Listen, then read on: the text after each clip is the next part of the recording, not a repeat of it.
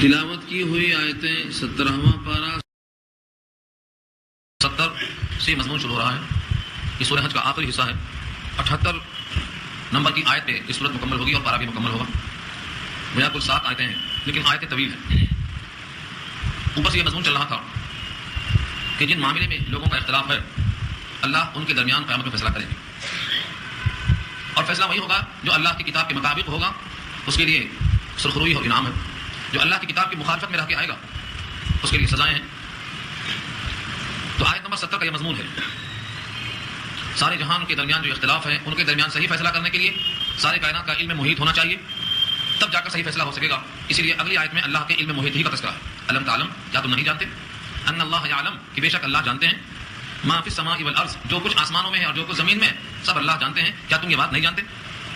اس طرح سے اللہ کے علم محیط کی طرف اشارہ کیا گیا. اور نشان اس طرح سوالیہ انداز کا نشان ہے, کیا تم کو یہ بات نہیں معلوم کہ بے شک اللہ جو کچھ آسمانوں میں اور زمین میں ہے سب جانتے ہیں. یعنی اتنا بدیہی یہ بات ہے کہ سب کو یہ بات جاننا چاہیے کہ اللہ کا علم سارے کائنات کو محیط ہے.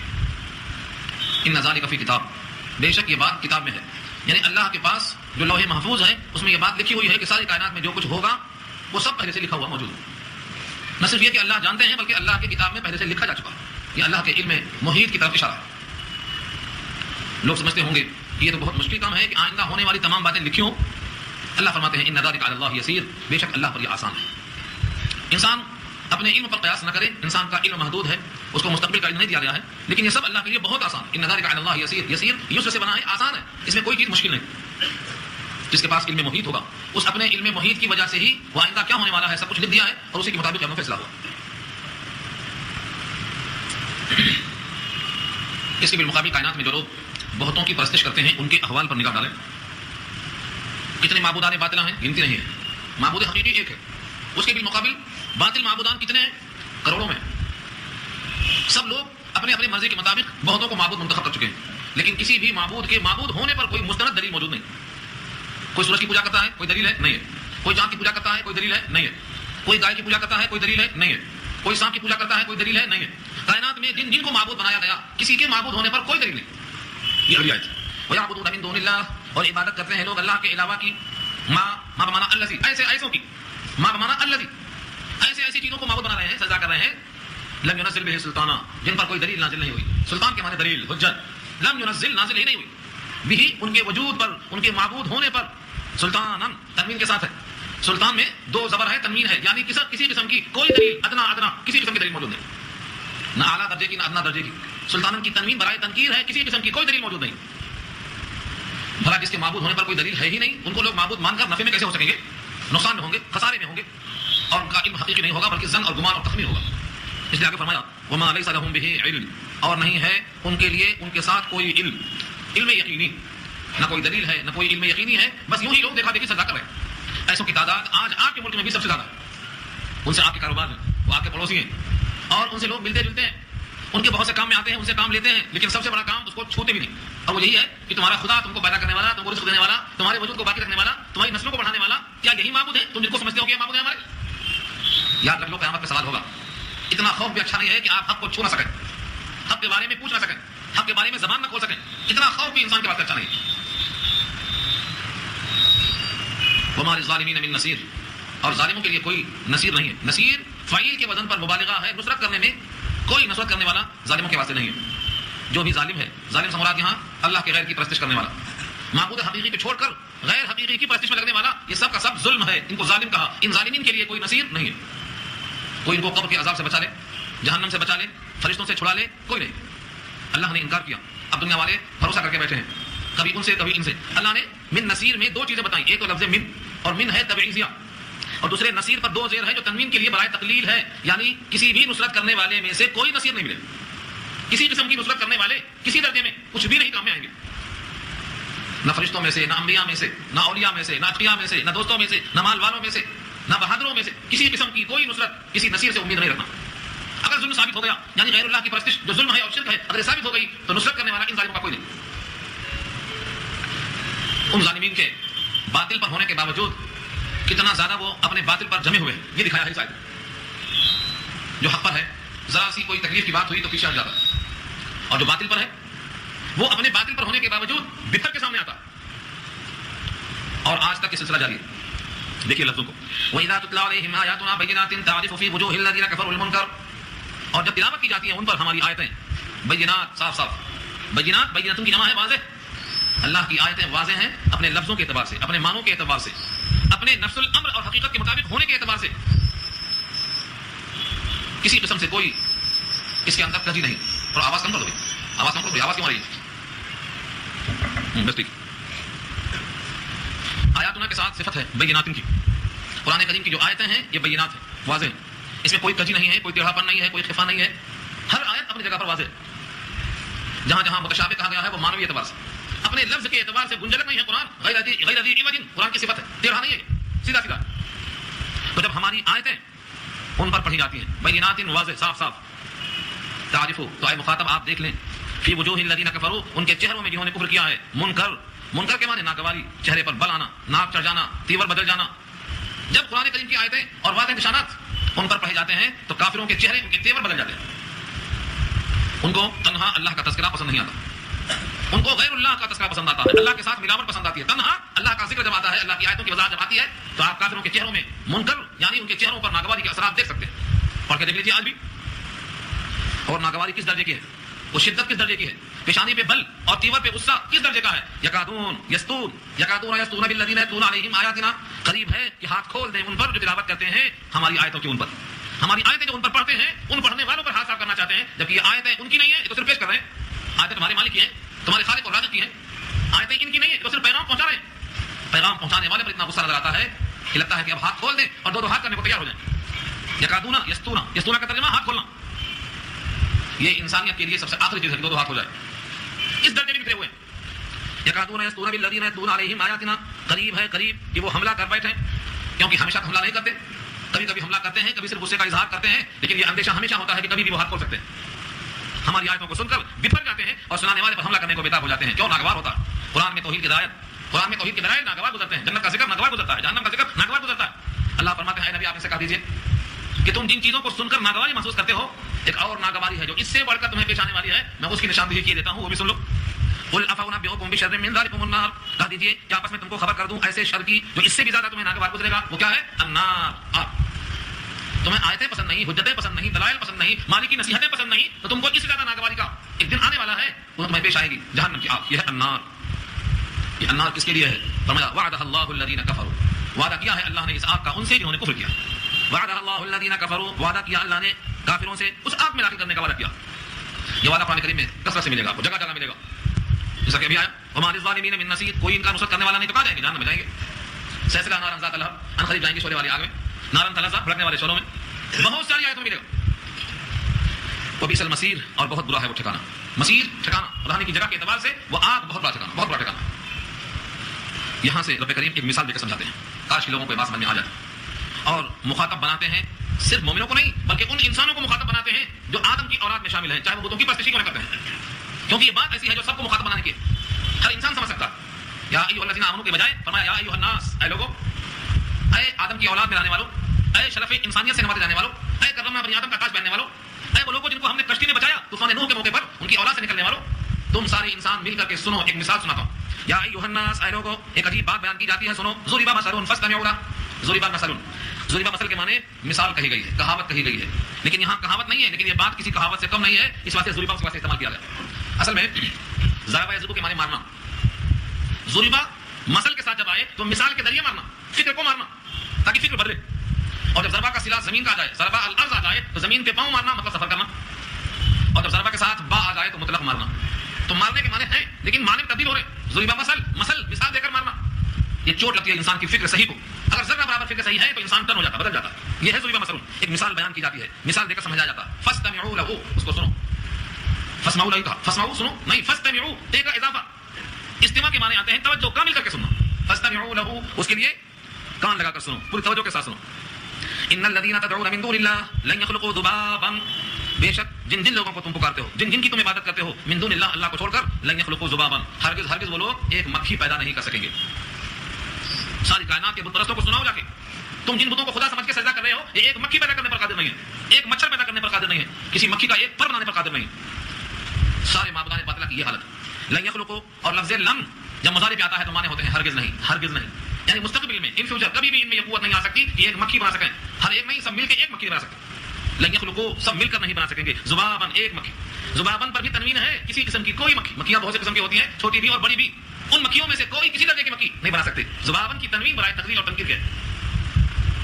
وَلَوِ اجْتَمَعُوا لَهُ، اگرچہ سب جمع ہو جائیں اس مکھی کو بنانے کے لیے، سارے معبودان باطلہ جن جن کی پوجا کی جاتی ہے وہ سارے معبودان باطلہ متحد ہو جائیں، اجتماع کر کے اپنے قوت خیالیہ کو، قوت تخلیقیہ کو اکٹھا کر کے ایک مکھی بنانا چاہیں تو سب مل کر ایک مکھی نہیں بنا سکتے آئندہ کبھی بھی.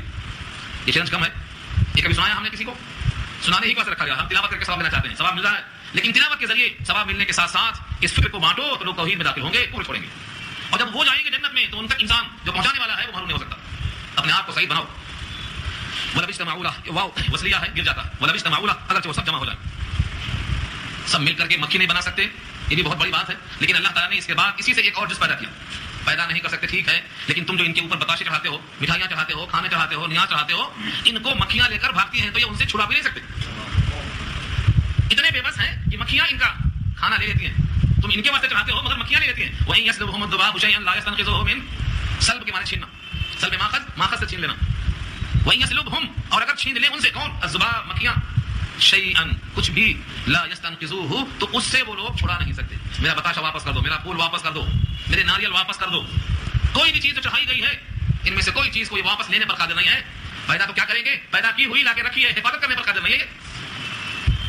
اللہ فرماتے ہیں ضعف الطالب والمطلوب، کتنا بودا ہے، کتنا بودا ہے پجاری، کتنا بودا ہے اس کی جس کی پوجا کی جا رہی ہے. دوسرا کمزور ہے. فرمایا ضعف الطالب والمطلوب، طالب مانے طلب کرنے والا اور مطلوب جس کو چاہا جائے. بودے ہیں، ضعفا کمزور ہیں، ضعیف ہیں.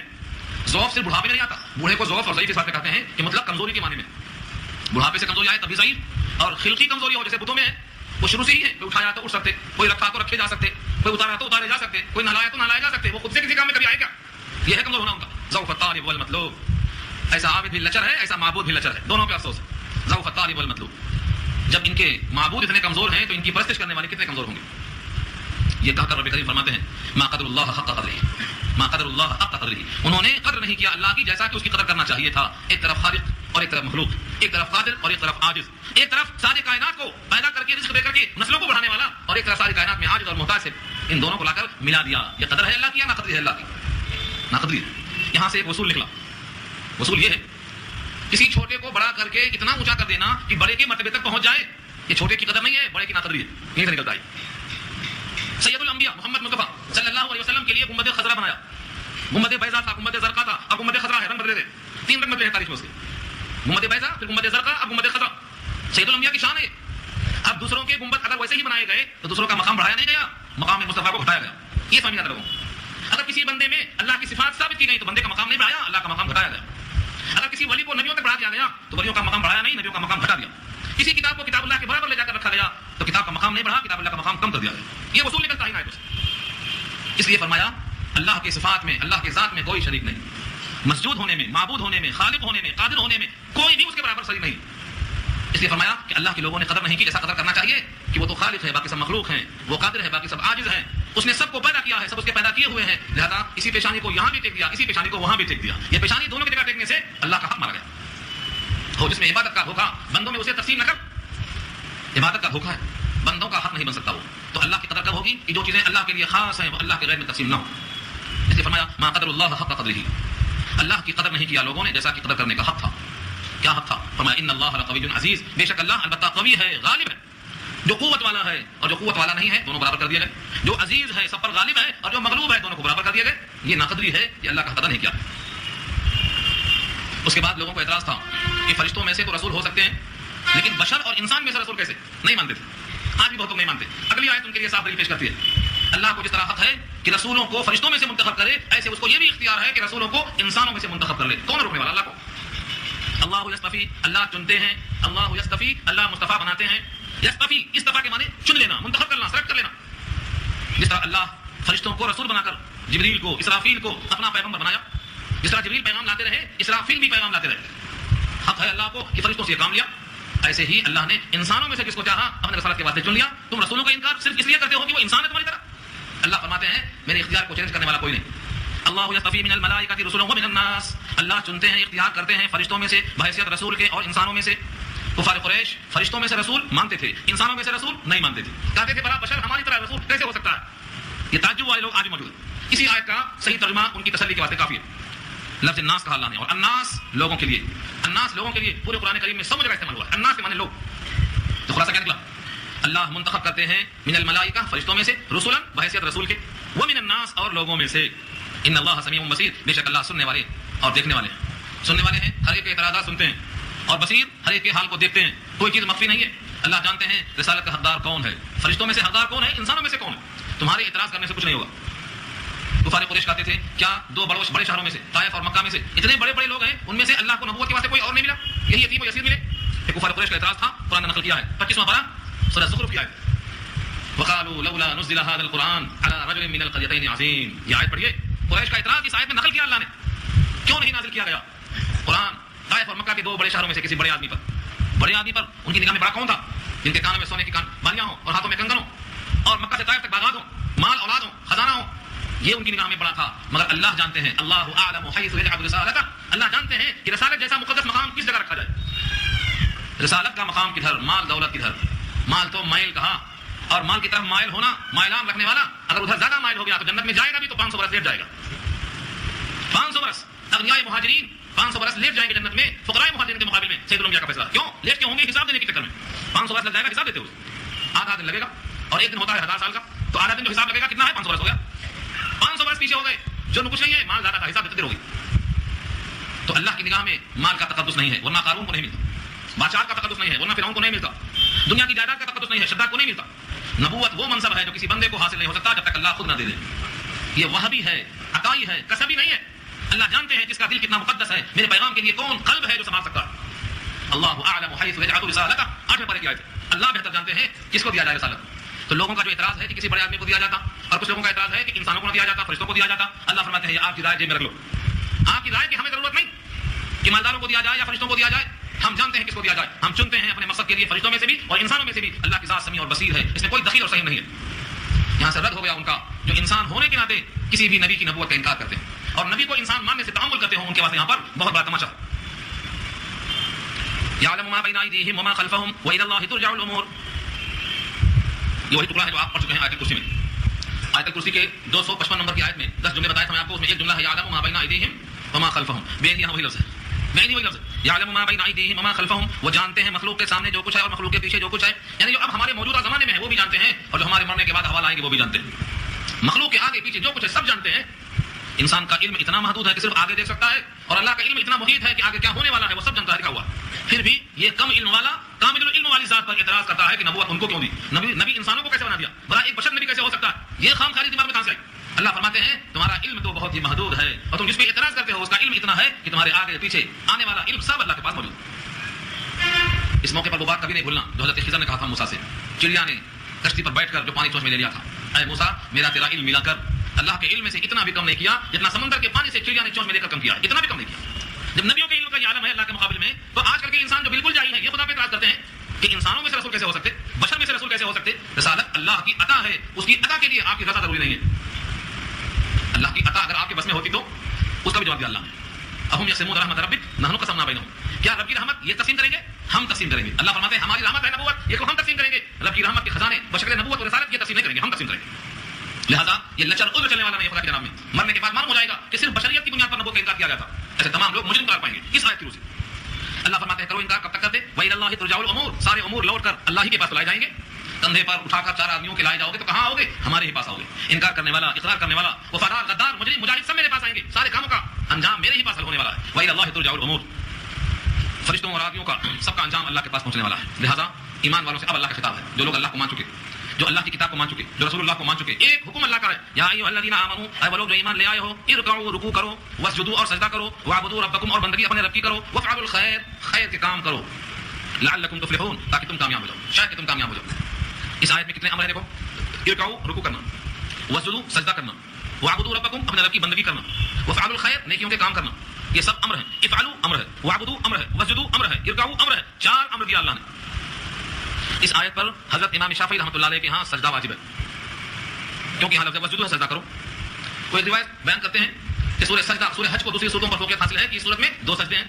احناف کہتے ہیں یہ روایت ضعیف ہے, اور یہاں سجدہ تلاوت مراد نہیں ہے, کیونکہ جہاں سجدہ تلاوت ہوتا ہے وہاں رکوع کا ذکر نہیں ہوتا. یہاں رکوع کا ذکر علامت ہے کہ نماز کا سجدہ مراد ہے, اس لیے یہاں سجدہ تلاوت واجب نہیں ہے. تو امام اعظم کے نزدیک حج میں جو پہلا سجدہ گزرا ہے تو واجب ہے، لیکن دوسرا سجدہ یہ واجب نہیں ہے۔ امام شافعی کہنا واجب ہے۔ اللہ رب العزت کا خطاب ہے رکوع کرو، سجدہ کرو اور بندگی کرو۔ جب رکوع اور سجدہ دونوں بندگی ہیں تو الگ سے بندگی کا حکم کیوں دیا گیا؟ واعبدوا ربکم۔ رکوع اور سجدہ تو ہم کرتے ہیں، پھر الگ سے بندگی کون سی کرنا ہے؟ اصل میں مسلمان میں سے اکثریت وہ سمجھتے ہیں کہ نماز پڑھ لیا تو ہم ولی ہو گئے، اب کچھ باقی نہیں ہے ہمارے ذمہ۔ 5 وقت کی نماز پڑھ لیا تو ولی ہو گئے، اب کچھ باقی نہیں ہے۔ اللہ نے رکوع اور سجدہ کے بعد حکم دیا واعبدوا ربکم، اپنے رب کی بندگی کرو۔ یہ کون سا کام ہے؟ اللہ کے قانون کو جو کا تو تسلیم کرنا یہ بندگی ہے۔ ماں باپ کی عظمت کرو یہ بھی بندگی ہے، خدا کے حکم سے ہے۔ بڑوں کا اکرام کرو بندگی ہے، بچوں سے پیار کرو، شفقت کرو بندگی ہے، علم کو پھیلاؤ بندگی ہے۔ ایسا نہیں ہے کہ صرف رکوع سجدہ کر لیا، نماز پڑھ لیا تو سب ختم۔ یعنی مسجد کے عبادات سے باہر نکل کر گھر میں، کاروبار میں، معاملات میں، معاشرت میں، رہن سہن میں ہر جگہ آپ کو اس کا لحاظ کرنا ہے کہ اپنے رب کے بندے ہیں آپ کو رب کی بندگی کرنا ہے۔ یعنی جس موقع پر جو حکم اللہ کا ہے اس موقع پر وہ حکم بجا لانا، یہ ہے رب کی بندگی۔ اس کی مثال دیا ہے، کوئی غلام کہے کہ میں اپنے مالک کا حکم صرف دکان میں مانتا ہوں، گھر میں آ کر نہیں مانتا ہوں۔ مالک گھر میں بھی مالک ہے، دکان میں بھی مالک ہے۔ جس طرح نوکر اپنے مالک کا حکم دکان میں بھی مانتا، گھر میں بھی مانتا، 24 گھنٹہ مانتا، ایسے ہی مومن اپنے رب کا بندہ ہے، بندگی 24 گھنٹہ کرنا ہے۔ کھانا کھاتے ہوئے شیر بن جاتا ہے، فرمایا نہیں غلام بن کے کھا۔ فرمایا نبی صلی اللہ علیہ وسلم نے انا آکلو کما یاکل العبد، میں ایسا کھاتا ہوں جیسے بندہ کھاتا ہے، مگر تم تو شیر کی طرح دھاڑ رہے ہو کھاتے ہوئے، غلام بن کے کھاؤ۔ یہ بندگی ہے، صرف کھانے میں نہیں، پہننے میں نہیں، 24 گھنٹے میں جو کام آپ کرتے ہیں سارے کاموں میں ایسا کرنا جیسا اللہ کو پسند ہے، جس کا نمونہ سید الانبیاء کی ذات ہے، یہ ہے بندگی۔ وفعلوا الخیر، وفعلوا الخیر کا ترجمہ کیا ہے؟ نیک کام کیا کرو، یہ الگ ہے بندگی سے ہٹ کر۔ وفعلوا الخیر، نیکوں کو کام کیا کرو۔ خیر کے کام کیا ہو سکتے ہیں؟ صدقہ جاریہ کیا ہے؟ خیر کو پھیلانا، جتنے بھی خیر ہے، تعمیر مسجد یہ بھی خیر ہے، قرآن کو پہنچانا یہ بھی خیر ہے، لوگوں کو اسلام سکھانا یہ بھی خیر ہے، کفر کو اور شرک کو دبانے کے لیے حکمت کے ساتھ فکر کرنا کہ زمین پر اللہ کا قانون نافذ ہو جائے، یہ بھی خیر ہے۔ یہ سب خیر کے کام ہیں۔ اللہ فرماتے ہیں ان کا نتیجہ کیا ہوگا؟ لعلکم تفلحون، امید یہ ہے کہ تم کامیاب ہو جاؤ گے، تمہاری کامیابی اسی میں ہے کہ تم رکوع سجدہ کرو، اپنے رب کی بندگی کرو، اور فعل جتنے بھی خیر کے ہیں سب کی طرف آگے بڑھ جاؤ، فاستبقوا الخیرات، نیکیوں میں سبقت کر جاؤ۔ معلوم ہوا کہ یہ کام پر اجر ہے، اس کام میں پہل کرو۔ ہمارے زمانے میں اساتذہ کی جوتیاں سیدھا کرنے میں طلباء دوڑتے تھے، یہاں تک کہ کچھ گر پڑتے تھے دھکا لگنے سے، جیسے آج کل لوگ عالمی کھیل میں دوڑ کے کیچ کرتے ہیں، دو چار گر پڑتے ہیں، ویسا کرتے تھے اساتذہ کی خدمت کرنے کے لیے۔ لیکن آج کل تو جہاں سے علم لیا جاتا ہے وہاں کوئی قدر نہیں، اسی ناقدری کی وجہ سے علم آتا بھی نہیں، اور علم آ بھی جاتا ہے تو علم کا فیض نہیں شروع ہوتا۔ اللہ کی طرف سے یہ بھی خیر میں داخل، جہاں سے علم حاصل کرو اس مقام کی عزت کرو، اس جگہ کی عزت کرو، اس طریقے کی عزت کرو۔ علم کے ساتھ ادب بہت لازم ہے، بہت لازم ہے۔ تو خیر کہتے ہیں نیکی کو جس پر اجر کا وعدہ ہے، ان تمام کاموں میں پہل کرو تاکہ تم کامیاب ہو جاؤ، فلاح پا جاؤ۔ وجاہدوا فی اللہ حق جہادہ، اس آیت میں اتنے مضامین ہیں اور اتنی کثرت کے ساتھ انسان کو افعال خیر نشاندہی کی گئی ہے۔ وجاہدوا فی اللہ حق جہادہ، اصل لفظ جہد اس کا مادہ جیم ہے دال، اور جہد کے معنی آتے ہیں مشقت کرنا، کوشش کرنا، مقصد کو حاصل کرنے کے لیے پوری طاقت لگا دینا۔ کوئی مزاحمت ہے تو اس کو روک دینا، یہ جہد ہے۔ جہد کے معنی کوشش کرنا، محنت کرنا، مقصد کو حاصل کرنے کے لیے پوری توانائی لگا دینا، اس کا نام جہد ہے۔ اور جب کسی کے مقابل میں کوشش کرنا پڑے تو پھر وہ جاہدہ ہے، اس کو مجاہد کہیں گے۔ مقابل میں کوشش کر رہا ہے تو وہ مجاہد ہو گیا، اس کو مجاہد کہتے ہیں۔ وجاہدوا فی اللہ، اللہ میں کوشش کرو، مطلب اللہ کے دین میں، اللہ کی صفات میں۔ اللہ کی ذات میں کوشش کرنے پر ہم قادر نہیں ہیں، تو فرمایا اللہ کی ذات میں نہیں، اللہ کی صفات میں کوشش کرو، اور اللہ کے دین میں کوشش کرو۔ کتنا کوشش کرنا؟ حق جہادی، جیسا کہ اس کی کوشش کا حق ہے۔ کون حق ادا کر سکتا ہے؟ کون؟ کسی آدمی نے اپنی ماں کی بہت خدمت کی اور اس کے دل میں یہ خیال آیا کہ میں نے اپنی ماں کی خدمت کر کے اپنا حق ادا کر دیا، جتنی میں نے کوشش کی ہے میں نے ماں کی خدمت کا حق ادا کر دیا۔ اس کو جواب دیا گیا کہ تم ساری زندگی خدمت کر کے ماں کا حق کیا ادا کر سکتے؟ درد پیدائش کے موقع پر جو ہوتا ہے، درد ذہن جسے کہتے ہیں، اس کے ایک درد میں جو تکلیف ہوئی تھی زندگی بھر تم خدمت کر کے اس کا بھی حق ادا نہیں کر سکتے، تم حق ادا نہیں کر سکتے۔ ہاں، حق ادا کرنے کی کوشش کرتے رہو۔ اس طریقے سے حکم دیا ہے کہ جب ماں کا درجہ اتنا ہے کہ تم اس کا حق ادا نہیں کر سکتے ہو تو اللہ کا حق ادا کرنے کی سوچ بھی نہیں سکتے کہ ادا ہو گیا، اب بس ہے، اب ہم تو بہت پہنچے ہوئے ہو گئے۔ اتنی کوشش کرنا ہے جتنا اللہ کا حق ہے، اور ظاہر یہ ہے کہ وہ حق اتنا ہے جتنا ہم ادا نہیں کر سکتے، نتیجے میں مرتے مرتے ہمیں کوشش کرتے رہنا ہے، ختم نہیں ہوا۔ وجاہدوا فی اللہ حق جہادہ، کوشش کرو، خوب کوشش کرو اللہ کے بارے میں، یعنی اللہ کے پیغام کو عام کرنے کے بارے میں، اللہ کے دین کے بارے میں، جیسا کہ کوشش کرنے کا حق ہے۔ کچھ لوگ کہتے ہیں لفظ جہد سے، ایک روایت بہقی کی ہے اگرچہ سندن کمزور ہے، کہ کچھ لوگ جنگ سے آئے تو فرمایا نبی صلی اللہ علیہ وسلم نے کہ تم جہاد سے، یعنی جہاد اصغر سے لوٹ کے آئے، اب جہاد اکبر کی طرف آئے۔ جہاد اصغر کہا کس کو؟ میدان کارزار کو، اور جہاد اکبر کہا اپنے نفس سے مجاہدہ کرنے کو۔ مجاہدہ کرنا میدان کارزار میں بھی مجاہدہ ہے، لیکن اپنے مقام پر جو مقابلہ کرنا ہے اپنے نفس سے، یہ جہاد اکبر ہے۔ سند کے لحاظ سے یہ روایت کمزور ہے، بہقی کی روایت ہے، سند میں ضعف ہے، لیکن اس روایت سے صوفیہ یہ بات اخذ کرتے ہیں کہ کلام جو سند میں آیا سند کی بنا پر کمزور ہے، ورنہ متن رسول اللہ کا ہے۔ یہ فرمایا کہ جہاد میں بھی اپنے نفس کی مخالفت ہوتی ہے، لیکن اپنے مقام پر جو نفس کی مخالفت ہوتی ہے وہ کسی بڑے کی نگرانی میں، رسول اللہ کی نگرانی میں آپ نے کہا بیٹھ جاؤ، بیٹھ گئے، نفس آتا ہے چلنے ٹہلنے کو، یہ کیا ہے؟ نفس کے خلاف حکم ہے، بیٹھ گئے، یہ مجاہدہ ہے۔ ایک صحابی آ رہے تھے، نالا پاک کر رہے تھے، حضور اندر والوں سے حکم کر رہے تھے کہ جہاں جہاں لوگ بیٹھ جاؤ، کان میں آواز پڑی باہر کہ حضور کراتے بیٹھ جاؤ، ان کا ایک پاؤں نالے کے اس طرف تھا اور ایک نالے کے اس طرف تھا، وہیں بیٹھ گئے، کیوں؟ نبی کے حکم کی مخالفت نہ ہو جائے، یہ نفس کے خلاف ہے وہاں بیٹھنا، لیکن بیٹھے۔ تو شیخ کی نگرانی میں جو مجاہدہ ہوتا ہے یہ جہاد اکبر اس لیے کہا گیا۔ قاضی صاحب لکھتے ہیں پانی پتی تفسیر مظہری کے اندر کہ میدان کارزار میں جان کا خطرہ ہے، لیکن ایک کام لگا دیا وہ کرتے رہنا، لیکن اپنے مقام پر کبھی نیند کی قربانی ہے، کبھی خواہش کی قربانی ہے، کبھی نہ کھانے کی قربانی ہے، کبھی فاقے کی قربانی ہے، مختلف قسم کی قربانیاں۔ تو شیخ کی تربیت میں رہ کر جو مجاہدہ ہوتا ہے یہ اصل جہد ہے۔ فرمایا وجاہدوا فی اللہ حق جہادہ، اور مجاہدہ کرو اللہ کے دین میں جیسا کہ اس کی کوشش کا حق۔ ہوا اجتباکم، اسی نے تم کو چنا ہے، ہوا کے معنی وہ، اور اجتبا استفا دونوں کے ایک ہی معنی ہے، مجتبا چنا ہوا، ہوا اجتباکم اس نے تم کو چنا، کہاں سے چنا؟ ساری مخلوق میں سے چنا تو انسان بنے، اور انسانوں میں سے چنا تو مسلمان بنے، مسلمانوں میں سے چنا تو امت محمدیہ میں بنے۔ یہ شرف و امتیاز ہے، کبھی ہم نے غور نہیں کیا، ہم اپنی حالت پر دیکھتے ہیں سمجھتے ہیں کہ ہمیں تو کچھ بھی نہیں ہے، ہماری کوئی حیثیت نہیں ہے، بنایا جس نے اس نے پوچھو کہ تمہاری کیا حیثیت ہے۔ وہ اجتباکم کے مخاطب اگر اللہ کے نبی ہیں تو آپ کو فرمایا کرتے تھے اللہ تعالیٰ نے سارے انسانوں میں سے بنی کنانا کو چن لیا، اور بنو کنانا میں سے قریش کو چن لیا، اور قریش میں سے بنی ہاشم کو چن لیا، اور بنی ہاشم میں سے محمد ابن عبداللہ کو چن لیا صلی اللہ علیہ وسلم۔ یہ ہے وہ اجتباکم، تم کو چنا، وہاں بھی مصطفیٰ ہے، چنا ہوا ہے اللہ۔ آپ اس پر نگاہ رکھیں اور غور کریں کہ ساری مخلوقات میں کتنے کیڑے مکوڑے ہیں، کتنے حشرات الارض ہیں، کتنے بہائم، کتنے درندے ہیں، کتنے سانپ ہیں، کتنے موذی جانور ہیں، ان ساری مخلوقات میں سے چن کر اللہ نے آپ کو انسان بنا کر اور ایمان دے کر سید الانبیاء کی امت میں پیدا کر کے کتنا بڑا احسان کیا۔ اس احسان کا تقاضا یہ ہے کہ ہم 24 گھنٹہ اللہ کے خادم بن کر اللہ کے دین کی محنت میں لگ گئے۔ یہ فرمایا اب کوئی سوچے کہ اتنا بڑا کام ہم سے نہیں ہو سکتا، اتنی محنت ہم سے کہاں ہو سکتی، اتنی مشقت کہاں ہو سکتی؟ اللہ فرماتے ہیں وما جعل علیکم فی الدین من حرج، جواب اسی کا ہے، گھبراؤ مت کہ تم پر ہم نے بار بہت ڈال دیا، تمہارے کاندھے کمزور ہیں، کام بہت اونچا ہے، نہیں، وما جعل علیکم فی الدین من حرج، دین میں تم پر کوئی حرج نہیں، کوئی تنگی نہیں، ہمارا دین یعنی اللہ کا دین آسان ہے، الدین یسر، آسان ہے، بہت آسان ہے۔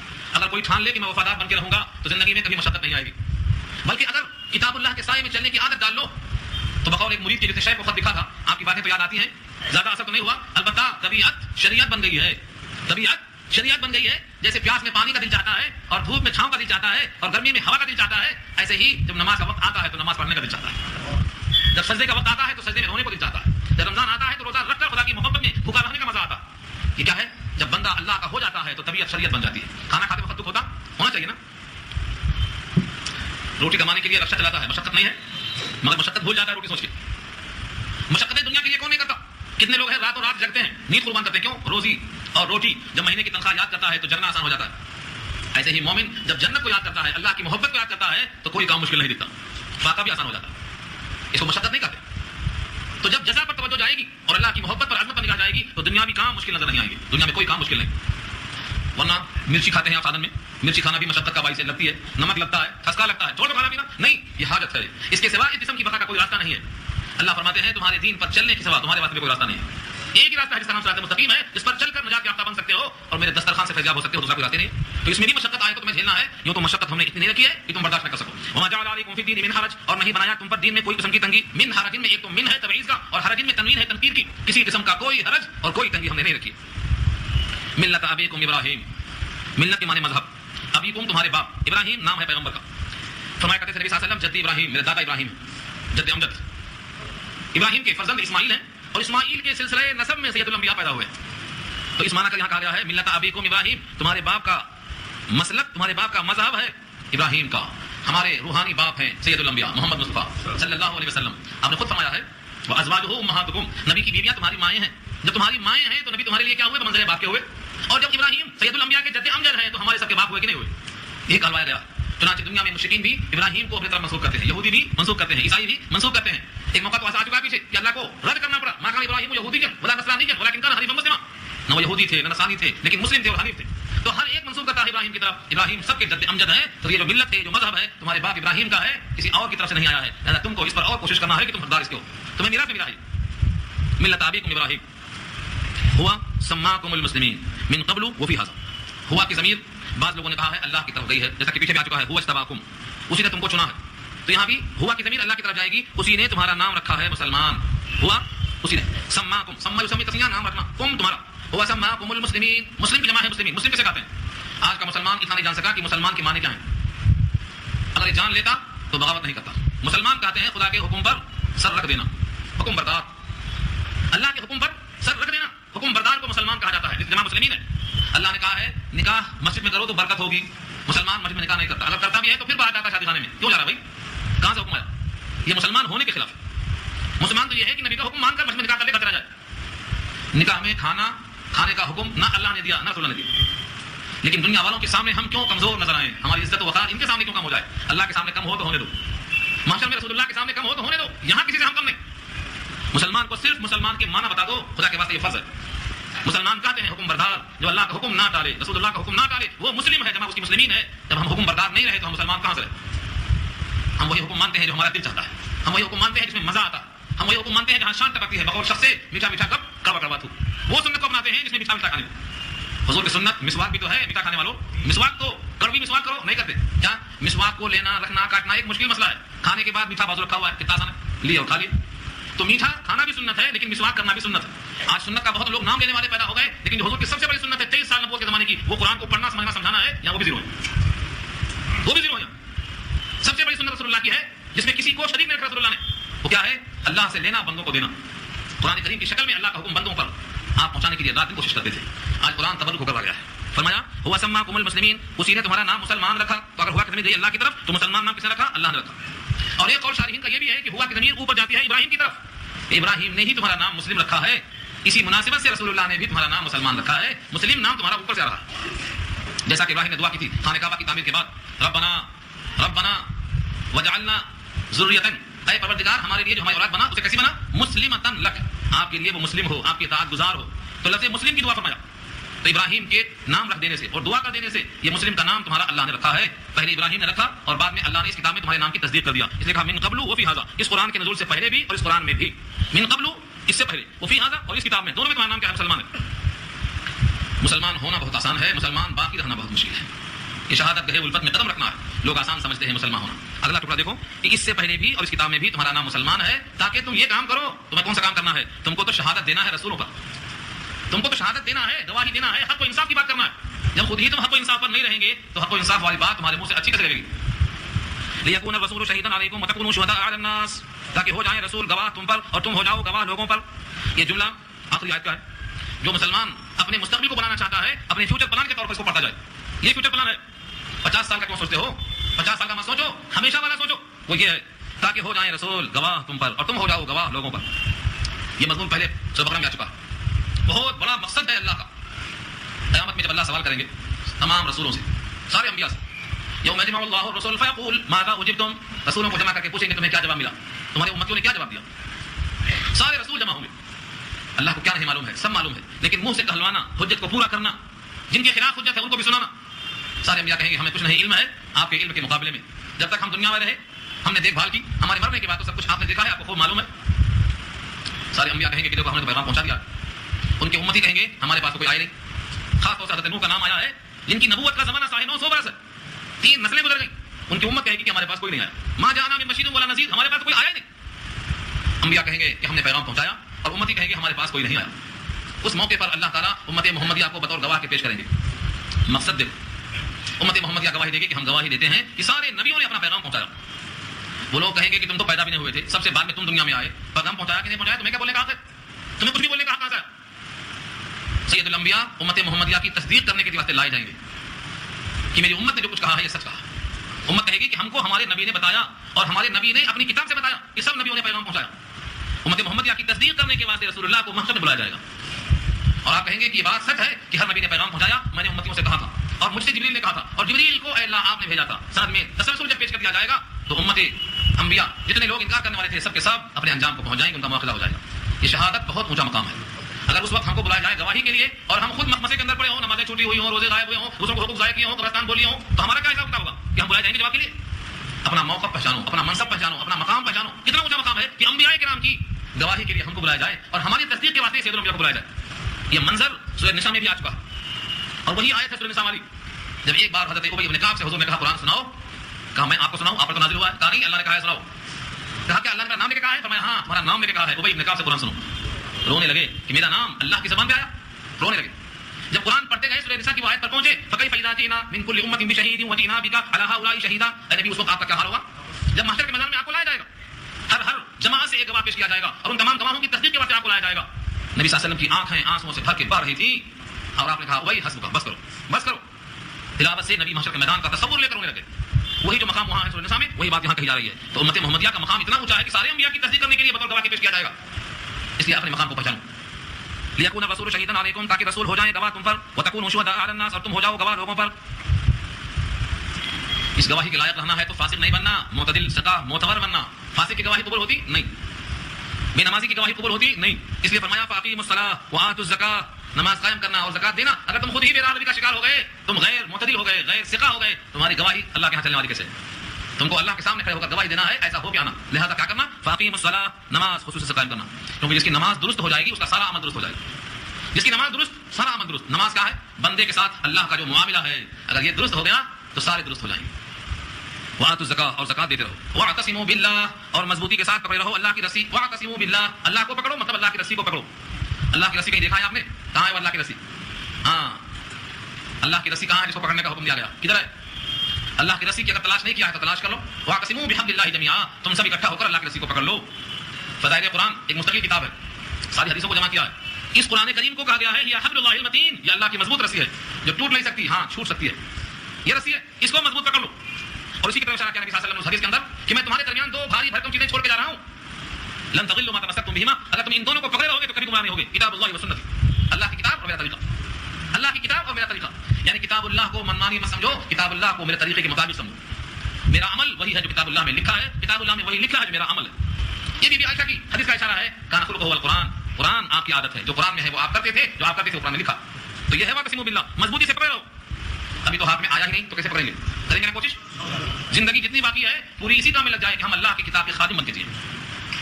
اللہ فرماتے ہیں اس کتاب کو مضبوطی کے ساتھ کیوں پکڑنا، اس کی دلیل سن لو. ہوا مولاکم، وہ تمہارا مولا ہے، وہ تمہارا کارساز ہے. مولا کے معنی کام بنانے والا، تمہارا سارا کام بنانے والا تمہارا رب ہے. اس کی کتاب پکڑ لو، بے فکر ہو جاؤ ساری کائنات سے. کسی کے غم میں ڈوبنے کی ضرورت نہیں.